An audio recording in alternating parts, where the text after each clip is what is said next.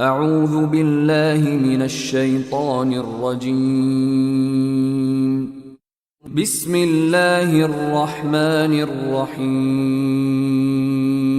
ولا تنكحوا المشركات حتى يؤمنن، ولأمة مؤمنة خير من مشركة ولو أعجبتكم، ولا تنكحوا المشركين حتى يؤمنوا، ولعبد مؤمن خير من مشرك ولو أعجبكم، أولئك يدعون إلى النار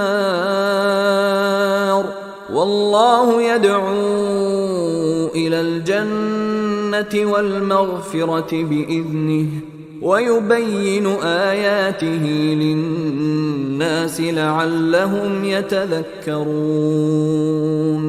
ويسألونك عن المحيض، قل هو أذى فاعتزلوا النساء في المحيض، ولا تقربوهن حتى يطهرن، فإذا تطهرن فأتوهن من حيث أمركم الله، إن الله يحب التوابين ويحب المتطهرين. نساؤكم حرث لكم فأتوا حرثكم أنى شئتم، وقدموا لأنفسكم، واتقوا الله واعلموا أنكم ملاقوه، وبشر المؤمنين.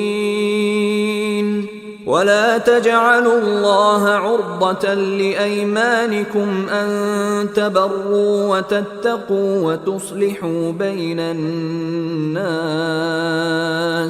والله سميع عليم. لا يؤاخذكم الله باللغو في أيمانكم، ولكن يؤاخذكم بما كسبت قلوبكم، والله غفور حليم. للذين يؤلون من نسائهم تربص 4 أشهر، فإن فاءوا فإن الله غفور رحيم، وإن عزموا الطلاق فإن الله سميع عليم.